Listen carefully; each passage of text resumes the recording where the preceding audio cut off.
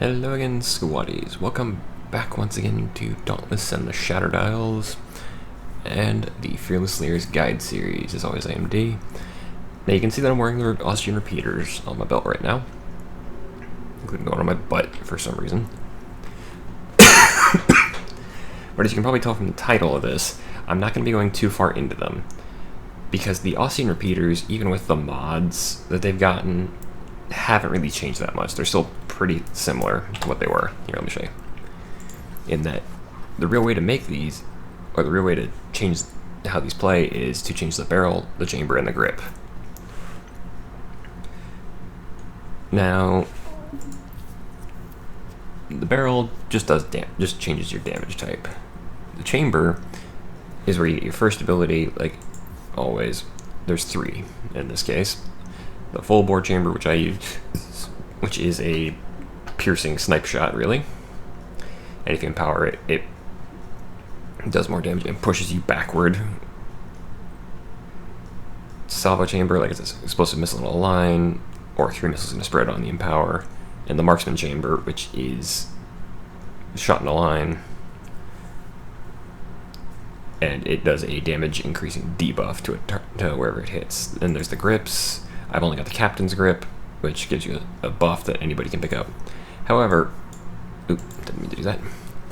The mods for the repeaters are where things get a little more interesting. Also, there's also the prisms. I don't have a lot of them. I don't use the Austrian repeaters that much, I'll admit. Now, there are no inherent specials for the Austrian repeaters like there are with the Warpike, even the strikers. Instead, they get more mods. There are a total of 6 mods that you can obtain through normal play with the Austrian repeaters. There's actually a total of 8 if you count the Lady Luck ones. I'm not going to talk about them because, again, I don't have enough experience to talk about them. I've only got 4 of the mods, as you can see here. The one you get at Mastery Rank 6 with the Austrian repeaters, because you don't actually start with any mods for the repeater, which makes a little bit of sense, but still. The one you get first off is Capacitive Magazine, which is this one right here. Like it says, using an ability returns 4 standard ammo to the magazine. Simple enough. The other 3 that I have are actually obtained through doing quests. But the one you get at rank 10 is called Scoped Sights, and normally the Austrian repeaters lose damage the farther away something is. This increases the range you can hit something at full damage with by 25%. So there's that. So that gives you a little bit more room to play around with where you are from hitting stuff. The last one you get for leveling up is at 16, Lucky Magazine, which is for every round missing from the magazine of your repeaters, you get a 2% increased critical strike chance. Not critical strike damage, just critical strike chance. And like I said, that stacks up as you have less ammo. Now the other ones I've got, the quest obtained ones I've got, are Extraction Catalyst. Reduce both ability cooldowns by 2 seconds when dodging through beam attacks. Simple enough. Really good if you want to stay empowered and stay in close. Lightweight frame, 20% increased move speed when at 6 or less ammo. Just as if you want to spend a lot of time with low ammo for whatever reason. And then Precision Sights. Deal 8 increased damage when attacking the same part multiple times, up to 5 times stacking. This is what I use personally with Precision Sights, just because more damage, always good. Now, I'm not going to go in and do a full-on video, like a full-on hunt with these, because again, there's 4 mods. We'd be here forever. I'm going to actually switch back to my Pengar's Tooth real quick. I'm not going to bother with cells. Because what this video is actually ultimately going to be about is the exotics. Give me just a second to get ready for that. Okay, lag spikes aside, because for whatever reason I'm getting them, I'm going to stop. Currently in the game, as of the time recording, there are 7 exotics in the game. I have 3 of them myself, But one of the things to know is exotics are very different from regular weapons in that even if you have all the parts for them, you cannot make them until you find a recipe, which you get through... wrong one, sorry. Anything on Heroic... I think it's Heroic or Heroic Plus. Heroic Plus gives you a better chance for it. But you have to find a recipe for them before you can make an exotic. Now, like I said, there are 7 in-game. The first 3 I'm going to talk about are the armor exotics. I can show you one right now because I'm wearing it. You can already see. That is Tragic Echo here. My personal favorite helmet. It is umbral, so it does have that issue of you do have to counterbalance it with some light armor. And it has, as you can tell, it has a power cell slot, which I use for Aether Hunter. But its ability is where it really shines. Whenever you die, or the first time you die in a hunt, your body stays where it is, and you rise up as a shadowy copy of yourself for 15 seconds, and you can deal double damage on all your attacks. This actually works out really well. Because, for example, I mostly use this in fighting in escalations. Because, for example, if your team is just really pushing hard to finish off an enemy, and you go down, normally they have to worry about reviving you, or you can get yourself up. That's where Tragic Echo comes in, because it's like, hey, you don't have to worry about getting me up this time. I can just get up on my own for 15 seconds and still contribute to the fight. There's also just the fact that, frankly, I think Tragic Echo just looks awesome. But, again, it starts off, it is Umbral. At rank 9, it is 115 defense, which is pretty good. Its resistance maxes out at 137.5, apparently. That is, again, Tragic Echo. Very good. I'm not going to go in and show off all the powers, because, again, I don't have all of them.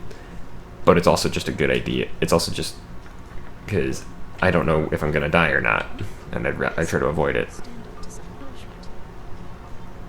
Not sure who was talking just there. Alright, let's go ahead and talk to Moira, because the other two... Because there are 3 exotic armor pieces. All of them are helmets. I don't have the other 2, but I have the recipes for them, so I can go and show you. These are the other 2. The Prismatic Grace, which, as you can probably guess, is based on the Rizikiri. It is a radiant piece of armor. And it is mostly encouraging team play. You have a technique cell to use, so you got things in there that can be pretty good. But it's mostly, like I said, a team play helmet. Because, like it says, after reviving another player, grant them a Radiant Prism that blocks incoming damage for 5 seconds. First time you take lethal damage, instead you gain a Radiant Prism that blocks incoming damage for 10 seconds. While active, reviving another player fully restores both players, but removes the prism even if you're at full danger. There's a lot to swallow there. So, first off, whenever you revive somebody, they get a Radiant Prism for 5 seconds. This is the shield that you get out of something like fighting Valamir and picking up the correct gemstone. I think it's the purple one. Yeah, it's the purple gemstone from Valamir. They get it for 5 seconds. If you would die, instead you stay active for a bit. You stay active, and you have a 10-second block. You have a 10-second Radiant Prism that stops you from dying.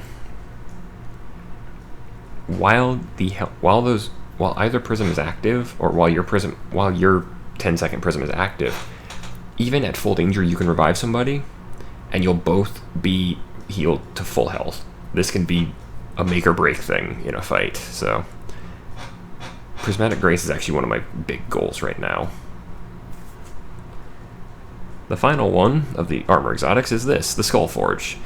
This is a popular one, especially with high stamina usage builds, or high hit or high damage builds. You get a defensive cell. It is fire armor. So you take 1.5% of the damage you deal, so 1.5% of the damage you hit for becomes a stamina shield, maxes out at 50, that depletes slowly after not dealing damage for a short period. This, when it says stamina shield, the way this is worded at first, it sounds like, oh, I'll take damage from my stamina. No. So, for example, if you have like 100 stamina, and you use Skullforge, you build up the maximum shield, you then effectively have 150 stamina. because the stamina will drain, that shield will drain first when you go to spend stamina, as opposed to spending your regular stamina first. So those are the armor exotics. Again, I'm looking forward to getting them. The other two, I've actually got them set. You can see on my quest markers. I have one for Prismatic Grace, one for Skullforge. I'm actually really close to Skullforge. I just need neutral skull gems. I'll tell you now, the neutral gems you need, the tail gem for Prismatic Grace, and for Tragic Echo, the skull gems for Skullforge, the claw gems for Molten Edict, and the tail gems for the God Hand, they are all just a pain to get because they have to be done within 2 minutes on an 8+ behemoth. Neutral just means that it has to be a neutral effect. They have to be neutral aligned, so something like a Nasher. Alright. The next set of exotics is, of course, the weapons. Now, I've talked about 2 of them already because I have them. I can go ahead and show you. The one I'm more likely to use is right here, the God Hand. It looks interesting, I'll give you that. You get a Technique Cell and a Power Cell, and it does do light damage, or radiant damage, so you will be hurting Umbral Behemoths a lot more. You cannot transmog exotic weapons. I will say that again, you cannot use a transmog stone on an exotic weapon, mostly because their ability is tied in with their appearance. Now, you can still use mods just as you can regularly, but their special is also set. So, for example, the God Hand, it says you convert your meter just like with a regular warpike. You convert your meter into ammunition. You then hold it to channel a beam that damages a behemoth. The more it remains damaging them. That's really badly worded. Basically, the longer you hold the beam on the behemoth, the more damage it'll do, and it stacks up over time a little bit. Actually, rather quickly. If you've ever seen a rainbow laser coming off of somebody, this is what they're using. This is the God Hand. What this doesn't tell you, though, is that the God Hand is unique in warpikes in that a regular warpike, you can store up to 3 shots. With the God Hand, you get 1. You only get 1 shot with this weapon. If you let go after starting the beam, congrats, you just wasted it. It doesn't last the beam does not last super long, even with a max charge shot, but that's actually why I use Munitions Amplifier with the God Hand. Because if you're just going around and you need to build up ammo, you need to build up your ammo quality, Munitions Amplifier does that for you.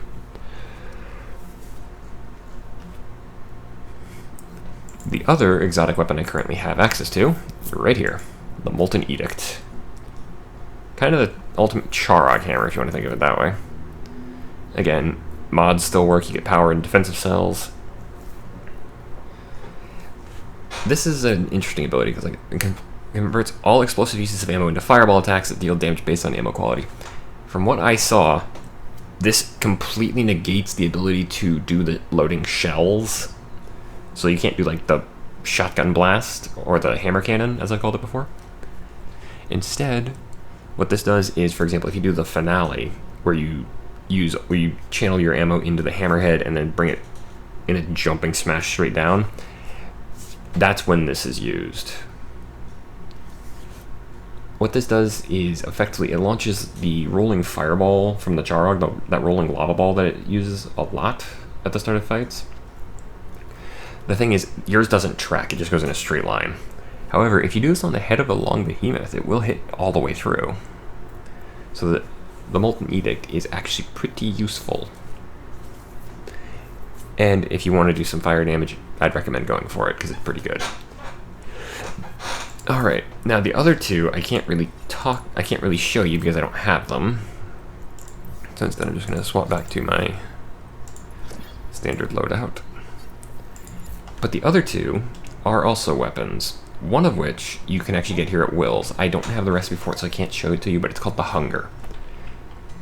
And actually, it's not entirely true. I can show it to you, because there's an NPC that has one. Namely, this NPC hunter right here. That sword, that's the Hunger. That is an exotic sword on an NPC. It is an umbral sword a lot of the stuff you need for it or like a lot of the stuff like prismatic grace takes Rezakiri chitin and exoskeletal plates, which come from Rezakiris. The hunger stuff is going to come from the shroud. You get a power and a utility cell on it, and its active ability, as opposed to the regular sword active abilities. So as opposed to like Ardent Cyclone and Valiant Overdrive, it has a state called the Feast, or it has a state called Feast. What Feast does, is you take damage over time. So like the sword is literally eating you alive, but you have significant lifesteal, attack speed, and you create etheric waves with each attack to deal area damage. So basically, it does the sword beams from Valiant Overdrive, but it also gives you a good boost to your attack speed and your lifesteal. But it's also slowly killing you. So yes, this is the hunger. I'm also looking forward to getting this, but I need again to find the recipe for that. The other one, well, the other one's a little different. The last of the exotics, because you see, the last of the exotics is technically tied in with this guy right here, Janek Zai. Because the last exotic is actually a pair of Austrian repeaters called the Twin Suns. See if I can actually find them, because if I remember, you're actually able to get them on. Wait, I need. Used to be you'd be able to get them out of the store. I don't think you can anymore. But hold on a second. Oh, actually, never mind. Sorry. The Twin Suns, like I said, they're an Austrian repeater. They give you technique and a mobility cell. The barrel, while empowered, you have 40% critical strike chance instead of bonus damage, so it's a good critical attack gun. The chamber gives you the ability to load 8 mag bombs into your magazine. They attach to enemies and are detonated on reload, so you have sticky bombs. The first one attached to each behemoth part deals plus 300 damage, so you'll get it's diminishing returns, but the first bomb on each part, I'm going to say that again, deals an extra 300 damage. The grip gives you a directional dash that turns you invulnerable for the duration, and after dodging through an attack, you fire 6 mini shots that are guaranteed critical hits. If you're in mag bomb mode, instead you fire 2 mag bombs. And then finally there is a prism to it. After a critical strike, the cooldown of mag bomb mode is reduced by 3 seconds. Again, I wish I could show you these. A buddy of mine has the Twin Suns, but that doesn't really work out that well, so for showing. But yes, that is just a quick rundown of the currently 7 exotics that are in Dauntless right now. As a heads up, it's going to take me a while to do more videos on this, because the next couple of things I'm going to have to do are going to be updated hunt guides. I will go over the behemoths that I didn't cover in the initial set of this series, like the Shroud, the Rezakiri. I think I still need to do Valamir as well. And then there, of course, are the 2 newest ones. Namely, there's Malkarian and Torquedoro, but I need to study them more because they routinely kill me.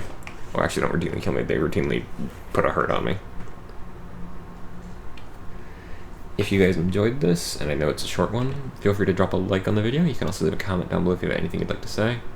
And if you want to keep up with me, never missing my current series, and consider joining the squadron by subscribing to the channel. It does help me out, and I really do appreciate it. As for that, squaddies, I have been D. I really want to find a way to steal that guy's sword. Or make one of my own. Until next time, good night, and good gaming.